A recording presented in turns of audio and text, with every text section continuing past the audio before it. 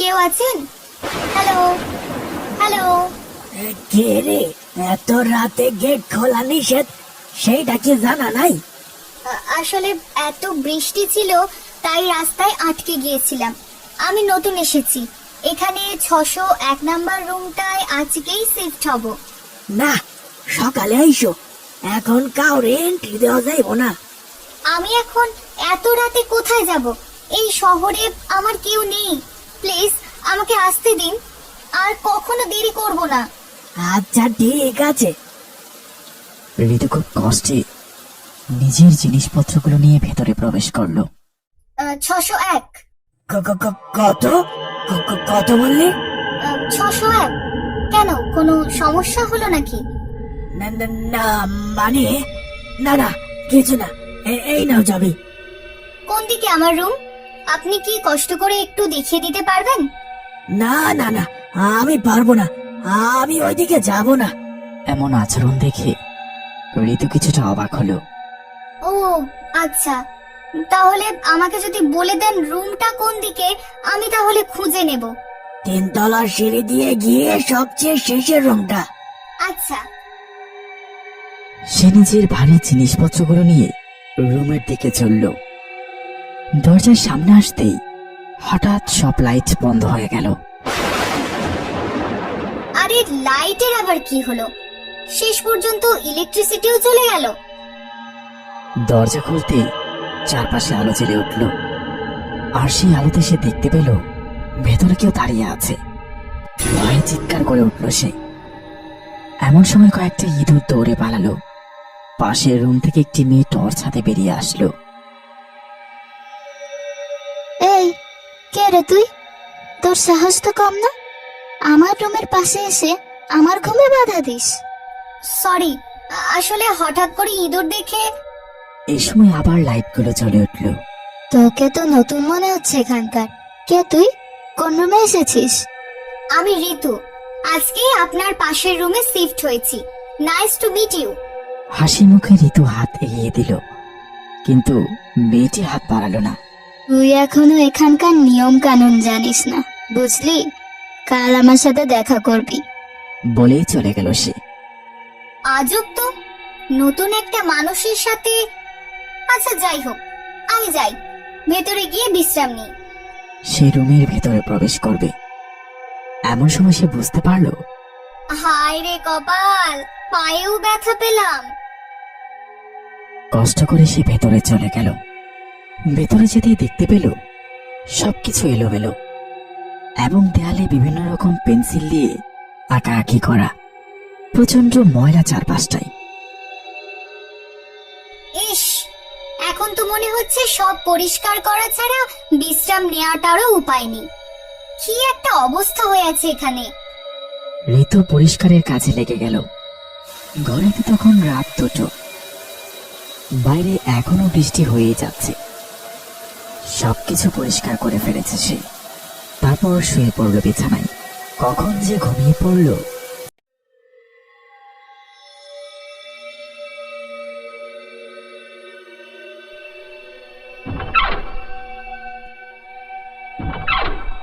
আর একটু ঘুমোতে দাও না মা। ও মা, এখন নাস্তা খাবো না গো, একটু ঘুমোতে দাও। এই মেয়ে, তাড়াতাড়ি ওঠো। এই, পরে খাবার শেষ হয়ে গেলে আর নাস্তা জুটবে না কপালে। আরে তাই তো, আমি তো এখন শহরে এসেছি, এখানে মা বাবা কেউ নেই। আবদার করে শুয়ে থাকা যাবে না, তাড়াতাড়ি হাত মুখ ধুয়ে নে ঋতু। এত বেলা পর্যন্ত ঘুমিয়ে থাকলে চলবে? নিয়ম কানুন বলেও তো কিছু আছে নাকি? সরি, আসলে রুমটা এত নোংরা ছিল, গত রাতে আমি। কোনো কথা শুনতে চাই না, তাড়াতাড়ি নিচে আসো, নাস্তা খেয়ে নাও, নইলে উপোস থাকো বাবু। আমার কি? ঋতু নিচে চলে আসলো। টেবিলে সাজানো আছে খাবার। সে একটি রুটি নিতে যাবে, এমন সময় একটি মেয়ে তাকে ধাক্কা দিল। আরে, তুই গত রাতের মেয়েটা না আমার পাশের রুমের? হ্যাঁ, আপনার নামটা? আমাকে ম্যাডাম বলে ডাকবি, ম্যাডামই হচ্ছে আমার নাম। পাশে থাকা মেয়েগুলো খিলখিল করে হাসতে লাগলো। এই বলতো, তোর গ্রাম কোথায়? দেখে তো মনে হচ্ছে কোনো আড়াপাড়া গ্রাম থেকেই এসেছিস। প্লিজ, আপনি আমার সাথে এমন ব্যবহার করবেন না। আমি আপনার সাথে কোনো ঝামেলায় যেতে চাই না। আপনিও আমার সাথে ঝামেলা করবেন না। ওমা দেখছিস তোরা, মুখে মুখে তর্ক করছে। খুব সাহস তোর, তাই না? দেখবি তোর সাহসিকতা কিভাবে ছুটায়। কিন্তু আমি তো এখনো নাস্তা করতে পারিনি। তাতে আমাদের কি? ক্লাস শেষ করার পর আবার সেই মেয়েটির সাথে দেখা হলো। এই গেউভূত, আজকে যে অ্যাসাইনমেন্টের কথা বলেছে, তোরটার সাথে আমারটাও করে আনিস। মানে আবার কি?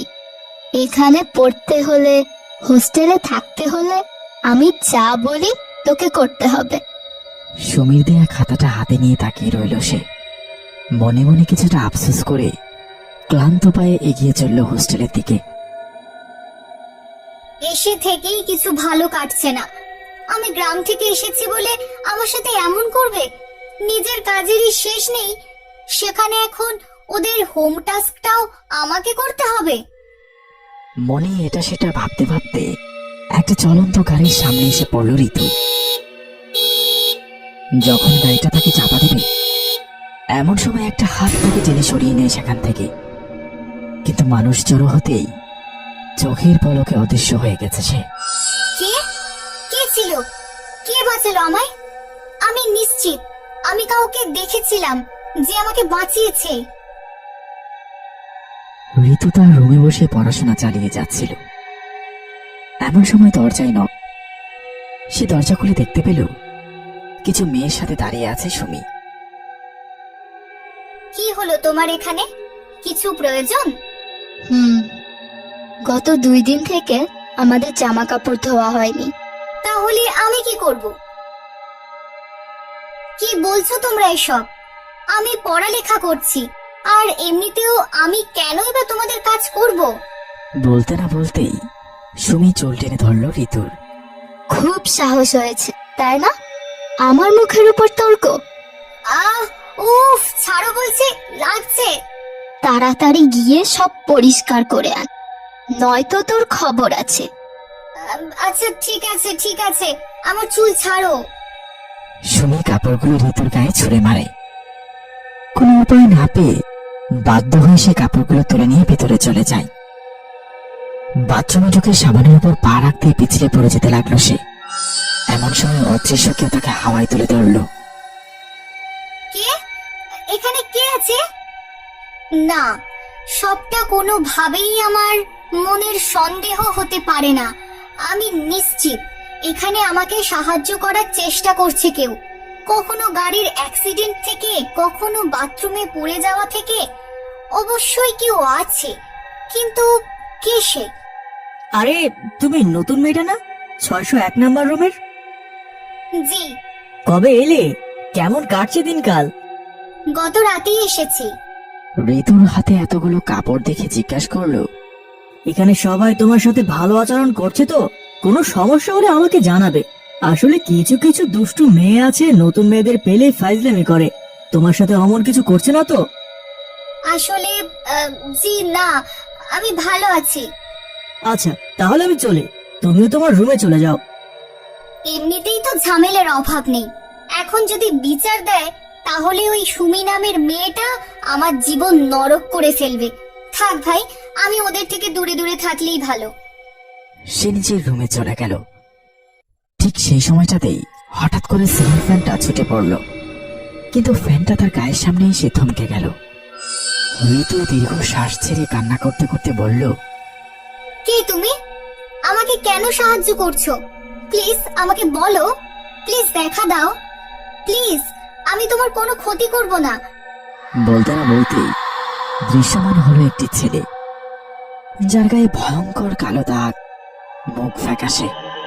তুমি কি আমায় ভয় পাও না? ঋতু কিছুক্ষণের জন্য স্থির হয়ে গেল, তারপর মনে সাহস নিয়ে বলল, না, তুমি তো আমার বিপদের বন্ধু, তোমাকে কেন ভয় পাবো বলো? এই শহরে আসার পর থেকেই তুমি আমাকে সাহায্য করে যাচ্ছ, তাহলে কেন আমি তোমাকে ভয় পাবো? আমি তো ভয় পাই এখানে থাকা স্বার্থপর মানুষগুলোকে। তা ঠিক বলেছ। তোমার নাম কি? আমার নাম রবিন। এখানে আসার পর থেকে আমার একটাও বন্ধু হয়নি, শুধুমাত্র আমি গ্রাম থেকে এসেছি বলে। এখানে পরিবার ছাড়া থাকতে আমার ভীষণ কষ্ট হয়, কিন্তু তার মধ্যে এত নিষ্ঠুর আচরণ আমার জীবনটাকে নরক করে তুলেছে। তোমার যদি একটা ভূতের সাথে বন্ধুত্ব করতে সমস্যা না হয়, আমার কিসের আপত্তি? তুমি নিশ্চয়ই ওই ফ্যানটার জন্য ব্যথা পেয়েছো। ভূতের আবার ব্যথা? তারা দুজনেই একসাথে হেসে উঠল।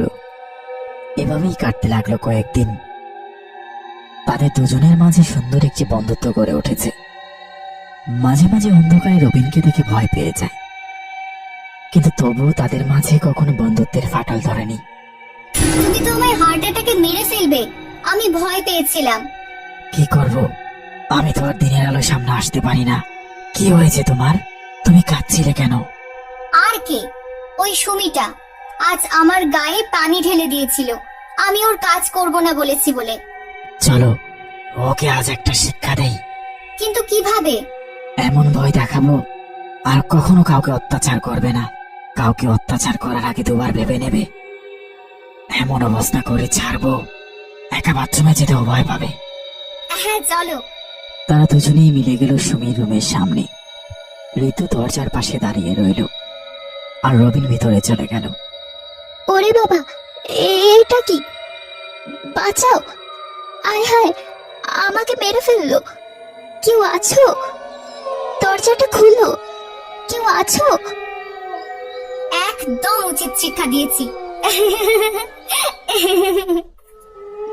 না ভাই, না না, আজ জীবনেও কাউকে দিয়ে নিজের কাজ করাবো না।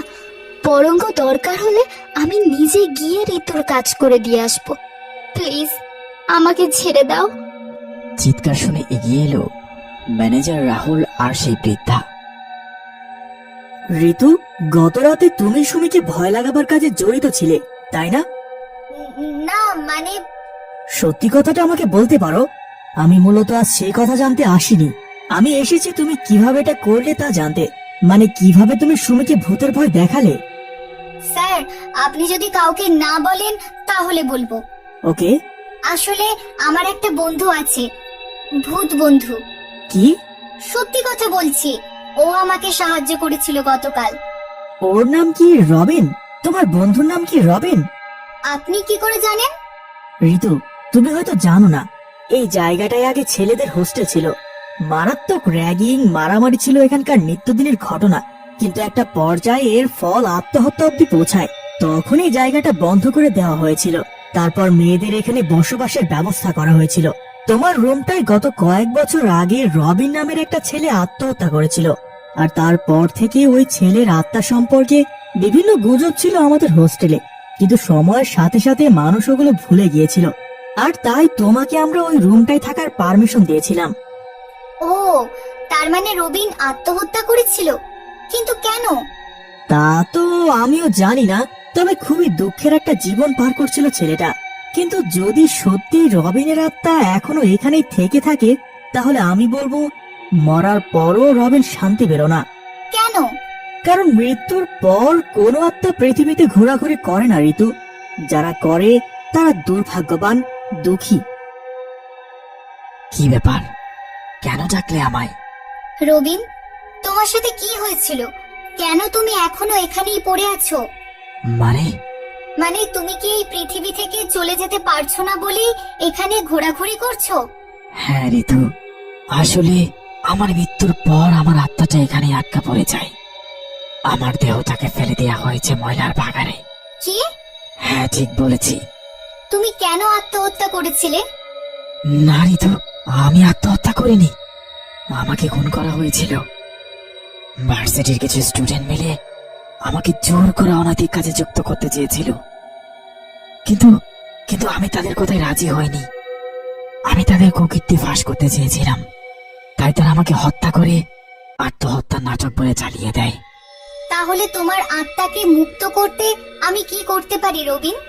আমি জানি না ঋতু, শুধু এটুকু মনে আছে, আমাকে মারার পর আমার শরীরটা তারা ময়লায় ফেলে দিয়েছিল। আমি খুব প্রার্থনা করতাম কেউ আমাকে সাহায্য করুক, আমি এই অভিশাপ থেকে মুক্তি পেতে চাই। কিন্তু একটা ভূতকে কে সাহায্য করবে? আমার উপস্থিতিতেই সবাই ভয় পেয়ে পালিয়ে যেত। না রবিন, তুমি ভুল করছো। অবশ্যই তুমি আমাকে সাহায্য করেছো, অনেক অনেক বড় সাহায্য করেছো। আমার মনে হচ্ছে সমস্যাটা তোমার মাঝে না, বরং সমস্যাটা আমার মধ্যে। মানে? তোমাকে আমার বন্ধু বানাতে চেয়েছিলাম, যার মাধ্যমে দীর্ঘদিন যাবত তুমি আমার সাথেই পড়ে আছো। তুমি আমাকে প্রতিনিয়ত সাহায্য করে যাচ্ছ, আর যেহেতু আমি এখনো তোমার সাথেই থাকতে চাই, সময় কাটাতে চাই, তাই তোমার সাহায্যের কর্তব্য এখনো শেষ হচ্ছে না। যদি আমি তোমাকে তোমার কর্তব্য থেকে অবসর দিই, তবেই তুমি হয়তো মুক্তি পাবে। তাহলে তো আর কখনোই তুমি আমাকে দেখতে পারবে না। জানি, আমি জানি এটা অনেক বড় একটা সিদ্ধান্ত। এর কারণে আবারও আমি একা হয়ে যাব, কিন্তু আমি আমার বন্ধুকে এভাবে কষ্ট দিতে পারি না রবিন। আমি চাই তুমি ভালো থাকো, শান্তিতে থাকো। রবিনের চোখ বেয়ে পানি ঝরছে। অনেক অনেক দিন আমরা একসাথে ছিলাম বন্ধু, কিন্তু আজ আমি আমাদের এই সম্পর্কের সমাপ্তি করতে চাই। তুমি আমার জন্য যত কিছু করেছো, সবটার জন্য ধন্যবাদ রবিন, অসংখ্য ধন্যবাদ। ঋতুর কথা শেষ হতে হতেই চারপাশ আলোকিত হয়ে উঠল। সে উপলব্ধি করতে পারল ধীরে ধীরে অদৃশ্য হয়ে যাচ্ছে রবিন। বিদায় বন্ধু, আমাকে মুক্তি দেওয়ার জন্য ধন্যবাদ। আমি চিরদিন তোমার কাছে কৃতজ্ঞ থাকবো। ভালো থেকো রবিন, আবারও দেখা হবে আমাদের। ফাঁকা রুমটায় দাঁড়িয়ে রইল ঋতু। তার চোখ দিয়ে কান্না গড়িয়ে পড়তে লাগলো।